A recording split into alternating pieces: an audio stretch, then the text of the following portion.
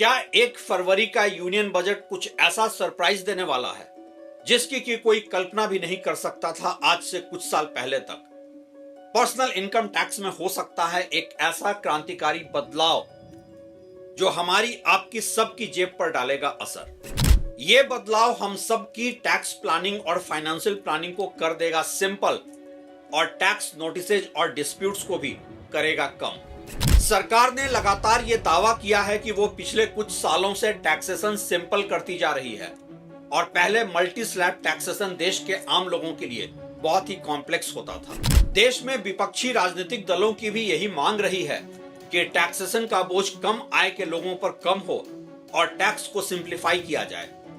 ज्यादा tax slab की जगह हो कम टैक्स स्लैब। तभी पिछले दिनों जीएसटी को 2 स्लैब में एडजस्ट किया गया और जहां बहुत से एसेंशियल गुड्स और सर्विसेज को जीएसटी के दायरे से बाहर किया गया या लोअर स्लैब में डाला गया, वहीं लग्जरी आइटम्स को जीएसटी के हाईएस्ट स्लैब से अलग एक और भी ऊंचे 40% स्लैब में रखा गया।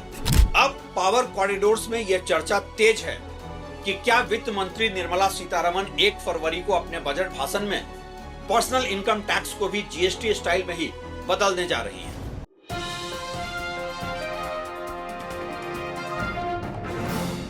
नमस्कार, आप देख रहे हैं ट्रैक टू रियलिटी और मेरा नाम है रवि सिन्हा। जैसे जैसे यूनियन बजट का दिन नजदीक आता जा रहा है, राजनीतिक हलकों में यह सुगबुगाहट तेज हो रही है कि क्या इस बार पर्सनल इनकम टैक्स को भी जीएसटी की तरह से स्ट्रीमलाइन किया जाएगा। सरकार ने अपनी ओर से तो कहा ही है कि वो टैक्सेशन को सरल, आसानी से समझ में आने लायक और सैलरीड क्लास फ्रेंडली रखने जा रही है। इसको कई लोग ऐसे भी देख रहे हैं कि इनकम टैक्स में भी जीएसटी स्टाइल के बदलाव होंगे जिससे कि टैक्स का बोझ कम आय वाले लोगों पर कम पड़े और 2 या 3 स्लैब में ही इनकम टैक्स को रखा जाए। 30% टैक्स के स्लैब को एब्सोल्यूट टर्म्स में करके कैलकुलेट किया जाए, ना कि इंक्रीमेंटल तरीके से टैक्स बढ़ाकर, और ज्यादा कमाई करने वालों पर थोड़ा ज्यादा डायरेक्ट टैक्स का बोझ बढ़ाया जाए।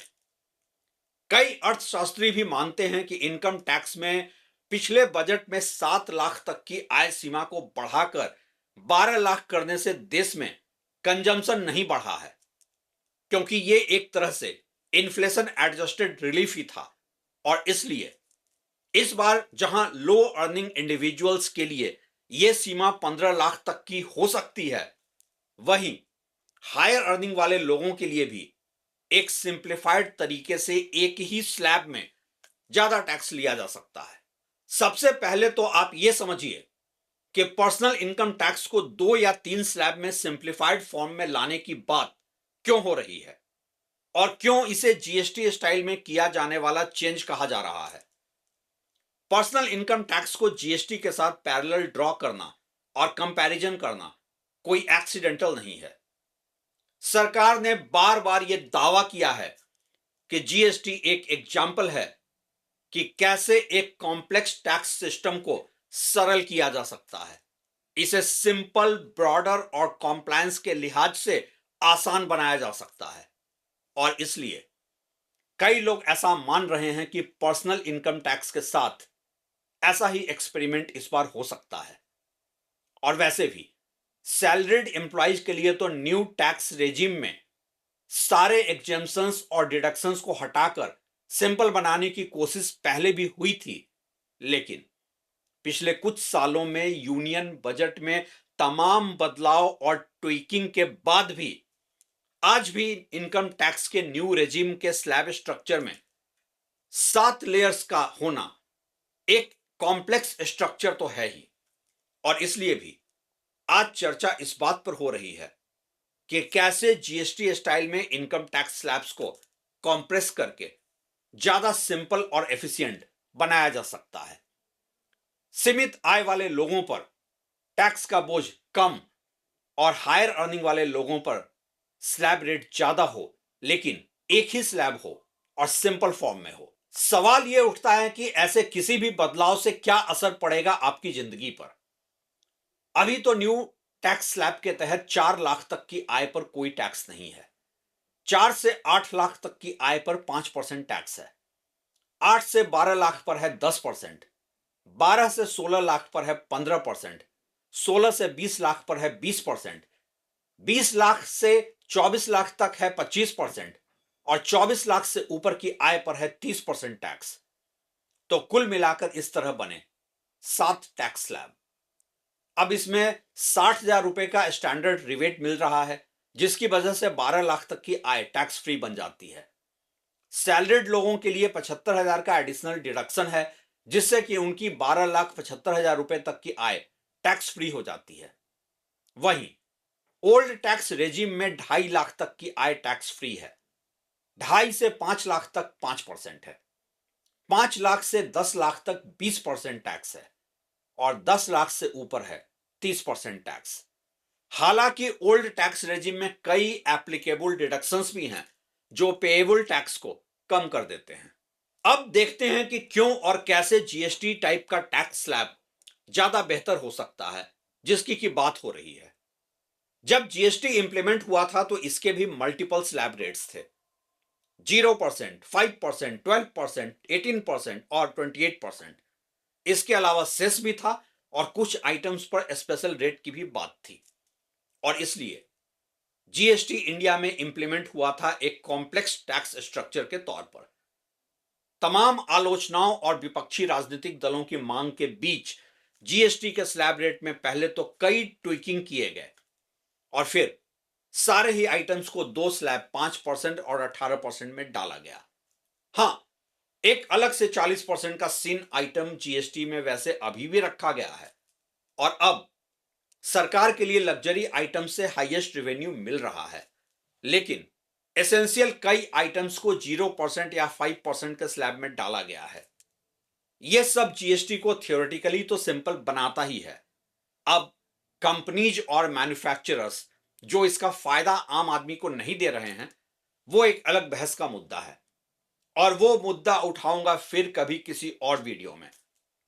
और ऐसे भी जीएसटी एक रिग्रेसिव और इनडायरेक्ट टैक्स होता है, जबकि इनकम टैक्स एक प्रोग्रेसिव और डायरेक्ट टैक्स होता है। कहने का मतलब ये कि लॉजिक साफ है कि कम टैक्स स्लैब का मतलब है कम डिस्प्यूट, सिंपल कॉम्प्लायंस और आम आदमी को बेहतर समझ में आने लायक टैक्स व्यवस्था। इसी से यह सवाल भी खड़ा होता है कि क्या इनकम टैक्स भी जीएसटी की ही तरह बनाया जा सकता है? क्या सरकार इसी फिलॉसफी के साथ इस बार इनकम टैक्स में भी ऐसा ही बदलाव करने जा रही है? हालांकि ज्यादा से ज्यादा लोग न्यू टैक्स रेजिम में शिफ्ट हो रहे हैं, लेकिन 7 अलग अलग स्लैब रेट से कंफ्यूजन तो लोगों में होता ही है। ज्यादातर टैक्सेशन एक्सपर्ट्स का मानना है कि इस बार ऐसा हो सकता है क्योंकि 7 अलग अलग टैक्स स्लैब से न्यू टैक्स रेजिम अपने मकसद से ही भटक रहा है। आम सैलरीड क्लास लोगों के लिए अक्सर ही कैलकुलेट करना भी मुश्किल होता है कि इंक्रीमेंटल सैलरी ग्रोथ के बीच वो अपने इनकम टैक्स को कैसे कैलकुलेट करें। और इसीलिए जीएसटी मॉडल पर इनकम टैक्स स्लैब बनाने से लोगों के लिए भी सुविधा हो सकती है और सरकार के लिए भी। 15 लाख तक की आय पर इनकम टैक्स में टैक्सेबल अमाउंट 0 करने के बाद भी सरकार 2 और स्लैब से उसे कंपेंसेट करते हुए हाई अर्निंग इंडियंस से ज्यादा टैक्स वसूल सकते हैं। प्रीमियम इनकम ग्रुप वालों पर 35% या 40% का भी टैक्स लगाया जा सकता है। इससे इनकम टैक्स का बोझ बढ़ेगा भी तो हायर अर्निंग इंडियंस पर, लेकिन ज्यादातर सैलरीड क्लास लोगों को राहत मिलेगी। 30% का टैक्स स्लैब जो अभी हेडलाइन में ज्यादा लगता है, वो दरअसल 24 लाख से ज्यादा की कमाई पर है न्यू टैक्स स्लैब में। लेकिन अगर इसे जीएसटी स्टाइल में टैक्स किया जाए तो यही टैक्स एक लोअर स्लैब में भी बराबर का ही रेवेन्यू देगा और उसे कैलकुलेट करना भी आसान रहेगा। 30% के स्लैब को फ्लैट 20% या 25% किया जा सकता है। इसका यह मतलब कतई नहीं होगा कि टैक्स कलेक्शन कम होगा सरकार के लिए, लेकिन इससे ज्यादा क्लैरिटी रहेगी। लोग टैक्स रेट जंप नहीं कर सकेंगे और सबको ही पेएबल टैक्स कैलकुलेट करना आसान रहेगा। उदाहरण के तौर पर अगर अभी आप सालाना 30 लाख रुपए कमाते हैं तो आपको अपना पेएबल टैक्स कैलकुलेट करना होता है टैक्स स्लैब के अनुसार इंक्रीमेंटली। लेकिन वहीं अगर बिना किसी स्लैब के आपको 20% टैक्स देना हो तो आपके लिए भी कैलकुलेट करना आसान रहेगा। ऐसा इसलिए भी कि अभी आपकी इनकम पार्ट्स में कैलकुलेट होती है और सुनने में जो 30% बहुत ज्यादा लगता है वो दरअसल 30% फ्लैट पेएबल टैक्स नहीं होता है। आपके लिए अपना पेएबल टैक्स कैलकुलेट करना आसान रहेगा और भविष्य में टैक्स नोटिस और डिस्प्यूट के चांसेस कम रहेंगे।